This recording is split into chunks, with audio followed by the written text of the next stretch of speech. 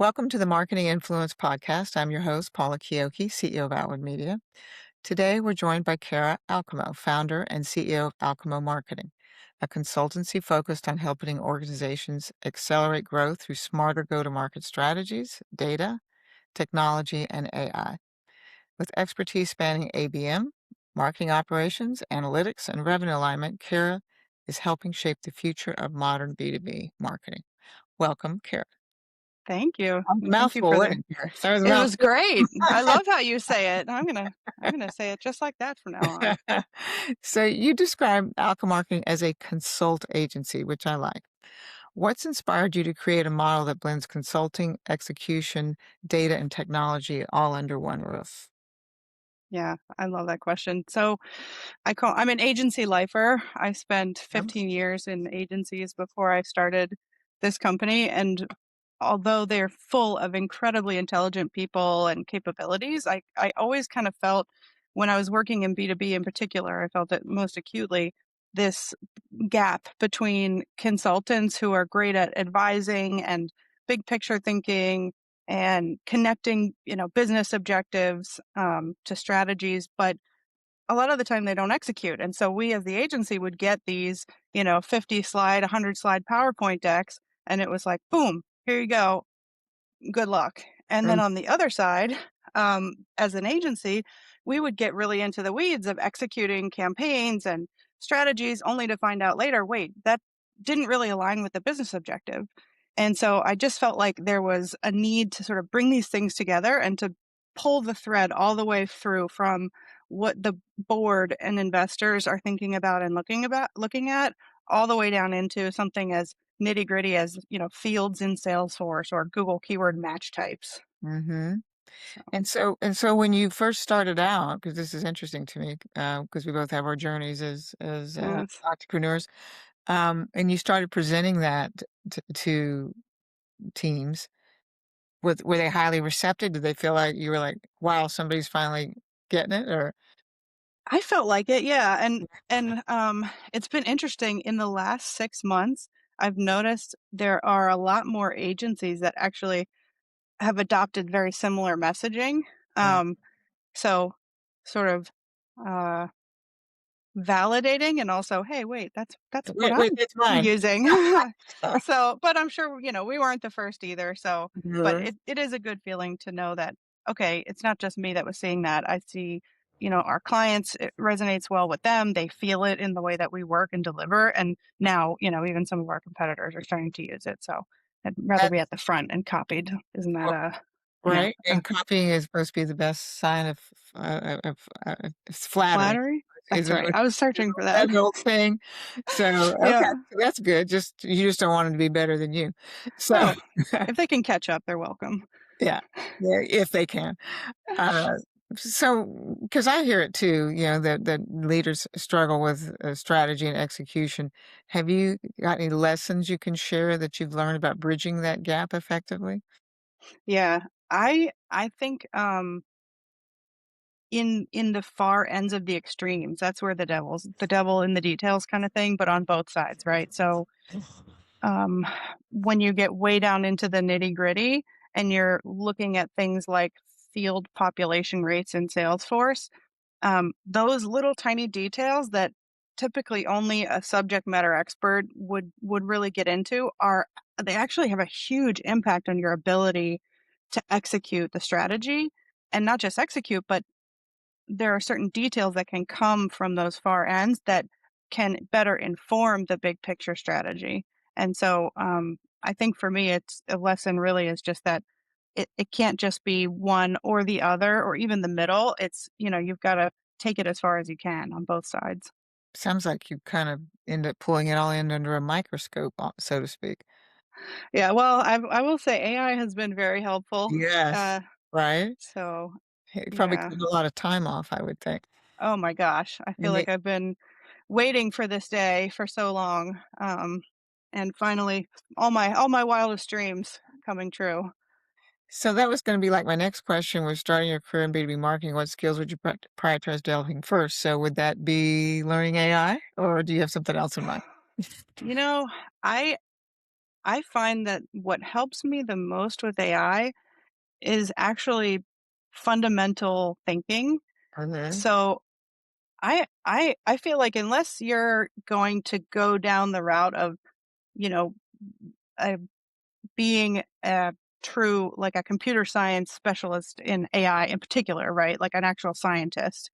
I think the best thing you can do is learn how to think critically and ask questions and form an opinion based on information. And what is that but, philosophy and critical thinking. So, That's I used to say learn if as a marketer learn some basic code, which I think is still helpful, like to know basic Python is really helpful, even when you're working with AI to sort of cross reference and see what it's doing back there behind the scenes, even as it gets better.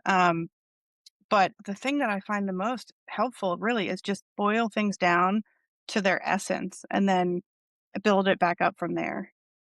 Python coding? Okay, well, that one escapes me. Oh, I don't have that one, Kara. well, But I'm impressed. So you've spoken extensively about breaking down silos between sales, marketing, operations, and technology. Why do you think so many organizations still struggle with that alignment? yeah, I mean, it's hard. It's To get hard, to get them all on and the page? yeah, and there's a lot of different reasons it's hard. It's a multidimensional challenge, right? It's hard because each team uses, in a lot of cases, very different technology, and only they are the experts in their technology. And so there's silos that can form within the technology without people realizing Uh, that there's duplication, right? It's also a change management challenge, right? So there's a soft skills and organizational psychology component to the challenge. Um, I think one of the other things is just it's hard. There's not a good model for where we're going right now. So what does that future look like? There isn't really a best in class because it's happening live, you know? And uh-huh, so I think anytime you go through one of these big cycles of of accelerated change, which I think of this AI cycle as yes, very incredibly meaningful, but also one cycle in a series. uh, Um, you know, there's always the early adopters who push out ahead and take risks, and then there's the sort of big cohort in the middle who watch what they're doing and learn and see where they made mistakes and didn't uh-huh. and adapt it for themselves, and then there's the laggards, and, I think we're in it right now, we're in that phase where it's the early adopters are out there kind of figuring it out. Figuring it out. I kinda liken it to the Wild Wild West, it's like each time Yes. something new, the internet comes on, cable TV back in the day, it's like, "Whoa, Yes. Wild Wild West." So, and I think Yeah. that's where we are again too, and I agree with you, we're in the early adopter stage. Um, so pivoting a little bit, how has the definition of a successful go-to-market strategy changed over the past 5 years for you? Yeah. Oh, man. I think, It's a long time, by the way, 5 years, so I know, right? in today's world, Feels right? longer than it did 5 years ago, but, I think that, being flexible, agile, and having a good sort of ear to the ground, if you will, like, Mhm, for what's happening in the market, that is more critical now than ever, I think, because of this rapid state of change that we're in, and so it makes it even more important to be listening for signals and watching to see how something is resonating. Is the market shifting, adapting, changing? Um, and I think that's a good example too of like earlier when I was talking about this broad range of details. These bits of insight that you can collect from your go-to-market activities. Whether it's call logs or campaign creative performance can kind of come back and inform that strategy. There are those early market signals that you may not get until you do an actual market survey, for example. Um, and so I think yeah, agility and um, responsiveness. So not just the ability to change, but mhm. also um, doing it. In talking about the signals, I mean, is that part of what you all offer your clients? Is that you're monitoring that for them, or are you showing them how to monitor it, or both? Both, yeah. I Yeah. I used to joke that I would just Trojan horse integrated go-to-market data, which I know is near and dear to your heart as well. And people would hire us to help them run programs, campaigns, and okay, Mhm. great. And to do that, we're going to help you know get your data integrated and unify it, and then we can do our job better because we have a view of what's going on. And so it was a very happy. I would like to claim that I knew this was coming, but it was really a happy accident that we've been so set up so well for this um, next iteration of AI because it does require data capabilities, and there's a lot of systems thinking, I think, that you can draw from. And so yeah, we will both help with the sort of data strategy and data including signals. How do we what's out there? Do we have to can we buy signals Mhm. off the shelf? Do we engineer some that are very custom to us? How do we collect them, store them, process them, and then get them out to the people who need them, including the AI agents? So not just people, but now also AI agents. So we can do it on our infrastructure or theirs. It just really And up are to they them. embracing it on the most part, your clients? I think more now than ever, for sure. I think, again, I feel like I've just been waiting forever for people to wake up and realize it's the data, it's Yes. always been the data, that Yeah. it hasn't been some magical button within, some ad platform or, your pitch deck. It's a lot of times that has been a symptom of an underlying issue of lack of data, hygiene and management. And, one of the things we've been hearing the last couple of years is about, and touched on it earlier, is all these different platforms in different departments, and they're spending millions of dollars and they're not even using them, or they're using a fraction of what the capability is. So Yeah. you're probably able to point out the redundancy or the lack or the need thereof, I would think, of some of these platforms. Yeah. When I tell you, because I started in marketing on the marketing side very deeply and even more specifically, my very, very first job out of college was in SEO back when I had to explain that it was an acronym and what it stood for, and now we've blown past that into GEO and AEO and AIO and who Yeah. knows what else. Um, and I So I Mhm. started in marketing. And so, I kind of started being more well versed in the marketing technology side of the house, and then as I started going through my career, getting into sales technology and revenue operations, I'm looking kind of comparing these data models and the structures of these systems on the back end. And I'm thinking, but these things, a lot of them are really just a data warehouse Mhm, mhm. or, data lakehouse even, and when I look at the data models, like, if I had an ERD, I could almost just match them up to each other in a lot of cases, and as soon as I realized that, I realized, "Oh my gosh, there is so much duplication here," and it really becomes a, master like, almost an MDM challenge, like master data management, and which is for the mid-market a lot of times not something that they get into, at least on the GTM side, but yeah, and I think LLMs are gonna blow the lid off of that, right? Because as these MCP connectors, so the apps or connectors in the AI systems allow people to connect with all these different tools and the AI understands them, I think they'll start to realize, wait, there's a lot of duplication here and duplication in silos, right? And Mhm. it's not easy to bring those things together, but I think the LLMs are getting better at interpreting raw data, inferring and sort of developing context that may not have been explicit in the past. And I think we're at the tip of that too. I think, yeah, right? You probably know that better than I do, so so it's gonna get better. It's Yeah, yeah. yeah, But it's I fascinating how lightning fast it's going. I Uh, know it's fun I though. it's kinda fun though, so you should Yeah, embrace it. I always like the yeah. so when you walk into a new client engagement, what are the first indicators that tell you whether their go-to-market engine is healthy or struggling? When I first walk in, if there is um someone from sales in that conversation, or it's clear that they have a good relationship, they're referencing their colleague and conversations that they've had.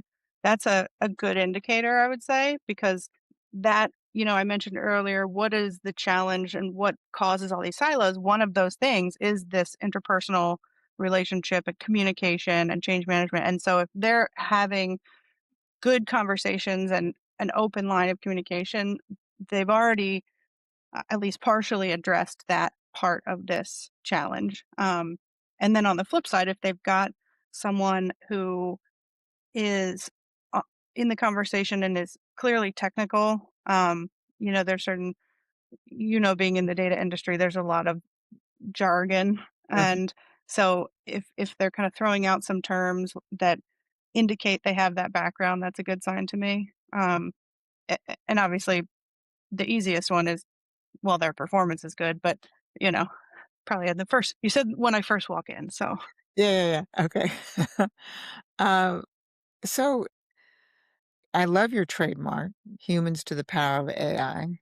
thank you. That's very clever, and you trademarked it. So explain to the audience, what does that concept mean in practical terms for marketing leaders? Yeah. So, well, first of all, thank you. I'm Mhm. probably a little too smug about that one, but I am proud of it. It's Good. really a derivative of our overarching philosophy that we've abided by, since the founding, which is humans and technology together create compounding impact, right? So, humans to the power of technology means, if you think about it in math terms, humans are that base, right? They are the thing from which this multiplication starts. And so, if you have a strong point of view, a strategy, an idea, technology, which includes AI, is able to help you do more, but it can only do as much as you have in that base, Mhm, right? mhm, So as AI and technology become more powerful, yes, they're the exponent, right? They multiply you, the human.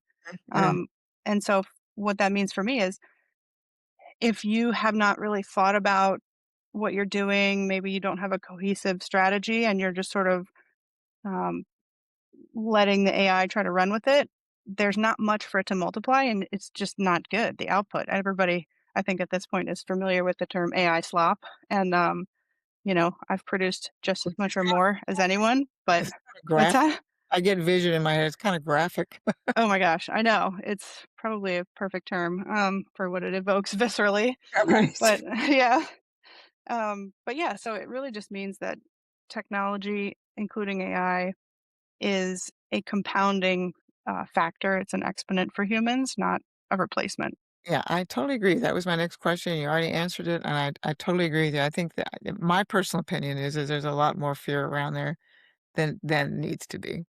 I Yeah, mean, I mean, any change is scary. You mentioned earlier, the internet, cable TV, and I early on in what I call my AI existential crisis, I was sort of going down a rabbit hole looking at these cycles of change and those, what I realized is technology often is a catalyst for specialization.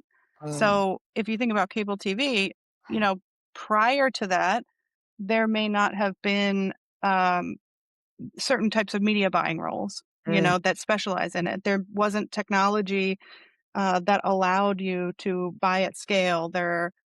And so what happened is, maybe some um, legacy jobs died out because the dollars and the focus was moving to cable TV, but new ones were created. And, I've heard that talk track said now a lot of times, and I think it's true. I think it's the same in any cycle of change. And it is scary. So I don't want to undermine it, but I especially, it's kinda like when Ted Turner came up with 24-hour news, everybody was like, "That's a failure." Okay, and now that's all we have is 24 hours, mhm, right? yeah. Uh, I totally agree with you on that. I tend to embrace the change and try to get ahead of it, Yes, see that's how what I tell my team. you can It's operate it rather than be scared of it. exactly. I wrote this, um, what was affectionately called by my team, the Bezos memo, which Okay. was just, me sort of talking to the company and telling them what I'm thinking and where I think we're headed. And one of the things that I said in it is, if you are afraid, if you do have fear, it's totally justified, but the safest place to be is at the front. For Mhm. exactly that reason. You can see what's coming next. You can get there before anybody else. You can figure it out first and you can adapt. And so you've got a head start. So if you are afraid, even more reason to dive in and understand it. Yeah, and like you said, get ahead of it and then operationalize it and to your benefit Exactly. for both customer and monetarily to for you as a company. Yeah. Uh, so what are some of the most impactful AI uses you're seeing in B2B marketing today? Yeah. I think, there's what I see today and what I see imminently, and I'm gonna try not to blend the 2 because Okay. I sometimes when I can see it and I know it's possible, it is, even if it's not widely adopted, but, the obvious one I think is copywriting, just content. I Oh, remember, I don't know how many years ago it was, but content velocity was a you know, big, catchphrase or term at one point in time, and it was all about accelerating the production of content to support persona level personalization um, and at the time it was and it is still hard to do, but now AI has allowed for the type of content velocity that I think a lot of people wanted in that moment boy. because it just does copywriting so well when it is trained well, obviously given guardrails and fine tuning, and so I'll caveat it with that, but that's probably the most highly adopted one that I've seen, Do and you actually I have do you feel like, it's good enough to not need a little human intervention oh, on it? no. Oh, Okay. god, no.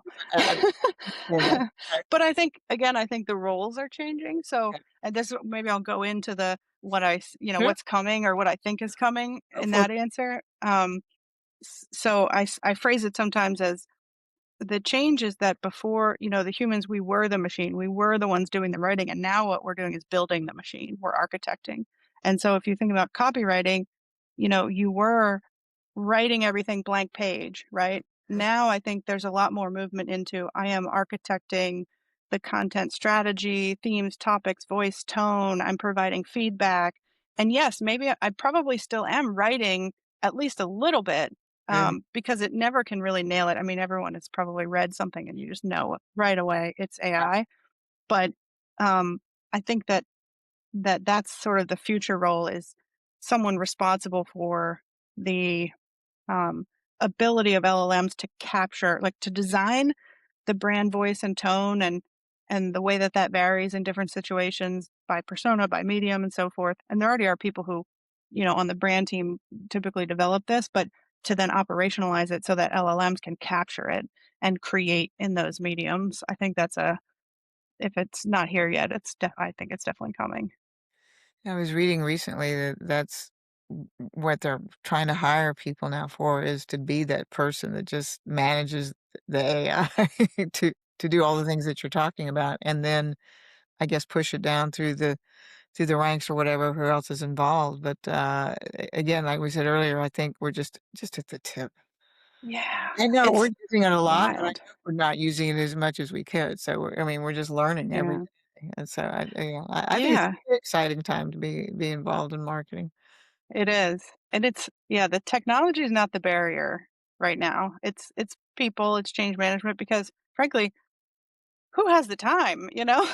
I mean, okay, yeah, let's say you give your entire company the latest and greatest models. Let's say you're I mean, our my company, I literally pay for Claude, ChatGPT, we've got OpenAI, so the console, we've got Anthropic console, we've got Gemini, we've got Notebook LM as part of the Google Workspace. I mean, they have access to they have Perplexity, like everything. And if they ask, they get it because I want them to play. But I also recognize that's just removing a barrier. There's so much work still that you have to do to play, and I think of it as play too, honestly. I think, play is reinforcement learning essentially. And So so if you go in and kind of fun. you're trying it out, yeah, you can make it fun and try something out and it's not going to work, but that's very time consuming. And if your day job, as it were, is filling up, pretty quickly because maybe there's been layoffs or whatever, like, who has time to get in there and mess around for 6 hours a day or even a week? And then I like being able to move it between the platforms to get where they cross check each other, you know? Yeah, I yeah, think it was the CEO of NVIDIA said, like, a year ago that he has 3 and he bounces them across all 3 till he gets finally down distills it down to where he thinks yeah. it is he's working on should be, which I think is a great way to do it. Uh, Yeah. so I'm gonna pivot to attribution. With attribution becoming increasingly more complex, how do you think marketers should rethink measurement today and beyond? Yeah. Oh, this is such a Pandora's box. Right?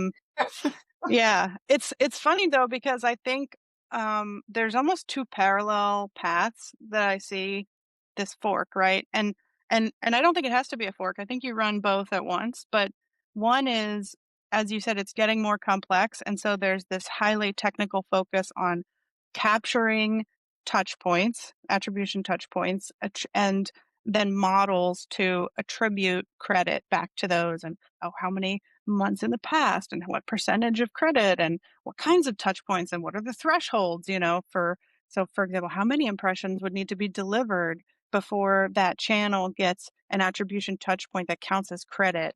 Um, and so like that's one stream, and I think that can continue because it is interesting and it's helpful sometimes to do sort of pattern analysis of what I can measure. But where I think it can be misleading is it will never capture everything. It's not going to capture a conversation that I have with my friend on the train, Right, right, until everyone's AI wearables are, recording right. all the time anyway. But even then, maybe we're at a bonfire. I don't know, with no technology. So, um, and so I think that the other side of attribution is almost back to basics. It's incrementality testing. It's, you know, Mhm.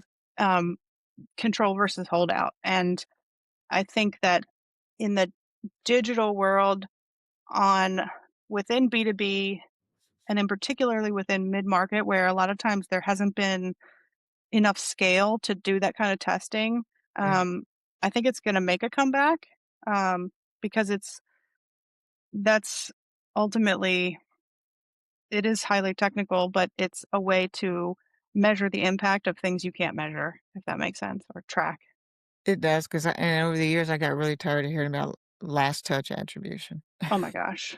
I was so tired of hearing about that. I know. It's like, Yeah, it's "Really? You're gonna attribute the whole campaign I to" know. Well, and everybody kinda knows, they know, we all know neither first nor last, nor any of these are perfect, and that's why I think you don't have just one model you're running. What is the purpose of attribution? It's to make better decisions that ultimately improve your return on the investment. And Mhm. so as long as you get to that outcome, you don't have to you don't get as trapped, I think, It by this gospel of attribution and the model. Like it Mhm. is fun sometimes to go down that rabbit hole, but Mhm. it's not the truth capital T. So what, the leadership teams today, what metrics do you find most of them are working towards? So we think about when we get into measurement frameworks, we think about it um, kind of in a cascade, right? So we tend to start at well, we do both. We do top down, bottom up. But what is the board and potentially a PE firm or what do they look at? Which is a lot of times things like NRR, so net retained revenue or Okay. net revenue retention, depending on who it is. Um, it could be just top line revenue. They're going to look at profitability, um, and then we kind of go through the org chart, if you will, or through levels in it. So if that is the top of this cascade, potentially, okay, then what does go to market look at? Okay, well, net retained revenue, you can't get there without obtaining revenue. So you're going to look at things like opportunities created and pipeline and closed won deals and average deal size. You might look at customer acquisition cost. And then if you keep going down to the next, let's say you go into a performance marketing team, they're going to start looking into some of the more campaign specific or channel specific. So, okay, what was the um, lift from this particular campaign, or what are what's our impression share on these types of keywords? So, but I think what is key is that and understanding that it is a cascade and how those things sort of roll up and roll down.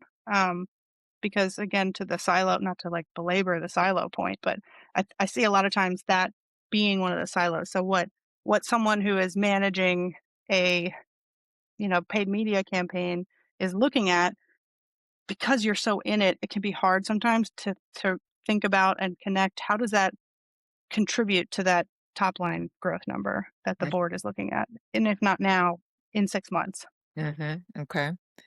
Um, yeah. So another little pivot here, because Do it. we've gotten more involved in the last few years in the online media space, providing doing audience building, and I know you've discussed industry's transition away from third party cookies. What concerns are you do you have about that for marketers today? That do you think's keeping them up with audience building and Yeah. and is it real? I mean, we work with Dr. Fu on trying to, get to the real, is the audience real? I know you've It's this experience. So it's interesting, yeah, you don't wanna I don't know that everybody wants to peer under the hood of, right, ad fraud. right. It's like the dark web of, the marketing world. Mhm. Um, yeah, But I they're mean spending but they're spending millions of dollars, right? These oh, yeah, oh, advertisers. yeah. But that's I think it is a concern, and I think you need people kind of out there fighting the good fight, trying to Mhm, figure it out because in the same way that you need red teams, in cybersecurity, there mhm, will always be hackers, black hat hackers, and the way you combat that is you have some people who go way down that rabbit hole mhm, and they sort of duke it out. So I think that is what kind of keeps it in check, if you will. But I think on the cookie side, so I'll separate cookies from is the audience real. The mhm. cookie side, I think everybody was kind of like, yeah, no, duh, when Google announced, they're like, Just kidding, not going to Right, depreciate right. third party, Second, cookies." 3rd, 4th year, they kept saying it. Yeah, I know. Yeah, the third time they pushed it, I thought, okay, yeah, I'm not going to listen until you Let us know actually when you get say here. exactly, yeah. So, and I think it for all of its flaws, it is effective in a lot of ways. I think it can be misleading, obviously, when especially for multi-device, um, people who are using different devices. But I would go back too to what we were talking about with attribution, right? Mhm, If you run an incrementality test and you see that something outperforms or it doesn't, and your spend is at an acceptable acquisition cost, um, what percentage of that is fraud? Like, it is interesting, but mhm, there's a bottom line that needs to get hit. And um, if you're hitting it, like you're able to acquire customers sustainably, that's the number one thing, I think. right. Um, within that, fraud and combating that is a lever that you can look to improve your performance.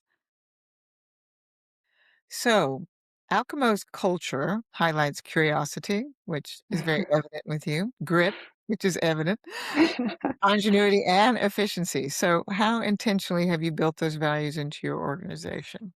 Yeah. Um, how intentional? I mean, I did think a lot about them, and you know, ruminated maybe a little too much about exact word choice, and I think that um, we do try to infuse it into the way we work.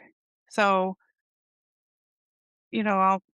I'll call people out for being gritty if I see them like you didn't give up on this thing and you just kind of kept pushing, pushing, pushing and you figured it out. And even if you didn't, sometimes I'll call people out like, hey, you really pushed and pushed and pushed and like, yeah, maybe somebody else figured it out, but you were being really gritty and I want to recognize that. And so I think we intentionally try to highlight positive examples of it.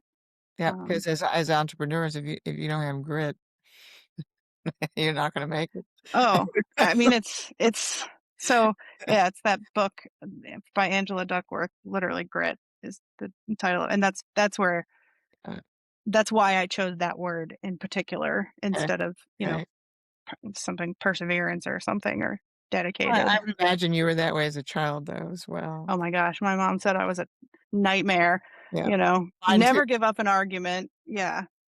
Just beat her down verbally. Sweet These are saint of the a woman. strengths. These are strengths. I know.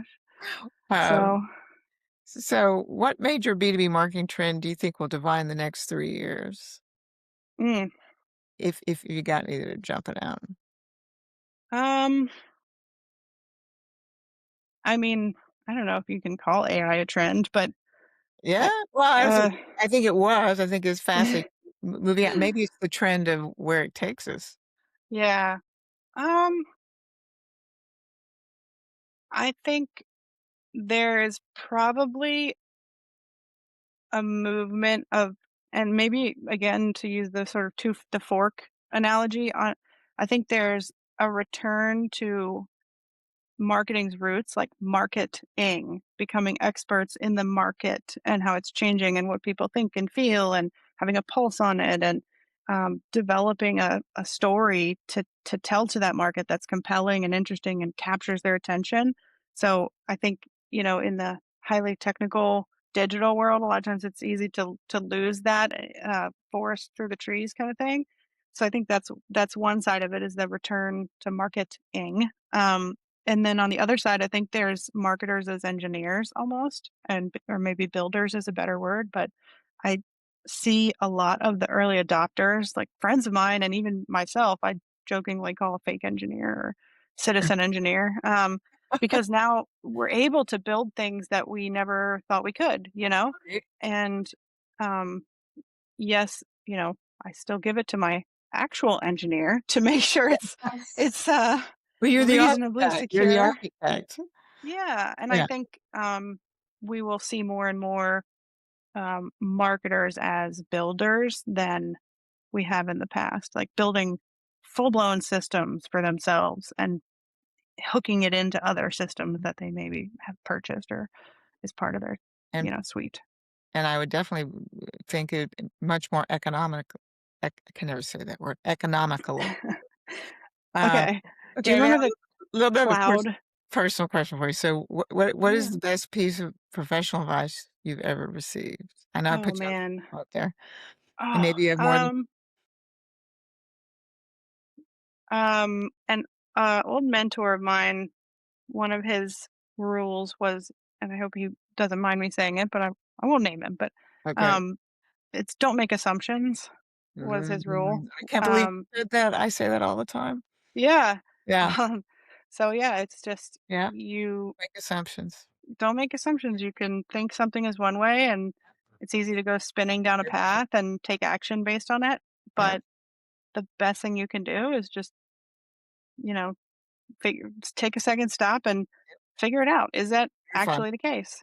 verify. I Yep. totally agree. I say it all the time. They're sick of hearing it at my office.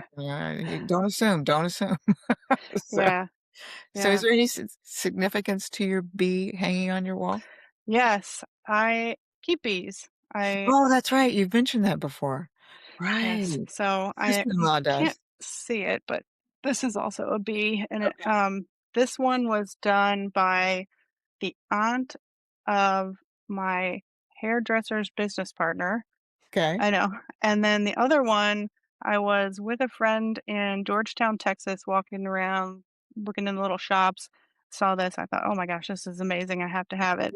And it It's turns out her brother-in-law is the artist. So, it's very pretty. yeah, I know. It's really cool. He did an installation in the Austin airport as well. He does Wow. upholstery. I don't know if you can tell that's Yeah, what I it can is, tell. but It looks like it's got depth to it, so yeah, it's so beautiful. well, Kara, this has been great. I've learned a lot from you today, and Yeah. people would like to have a chat with you because you have a lot to impart. What's the best way to get hold of you? Like through LinkedIn or Yep. okay. Yeah, LinkedIn, I think I'm the only Kara Alcamo apparently in the Okay. world, but, I think I'm let just me know. Yoki. Yeah. So, Right. good Uh, good job picking our names, but and and then yeah, your website is alchemomarketing.com, correct? that's right. I joke, I say it's Alamo with a C, or you Uh, can do the pizza hands, Alcamo. yeah, exactly. Um, Well, yeah. this has been great. Thank you so much for taking time to meet with us today. Yeah, thank you so much for having me. It was really fun.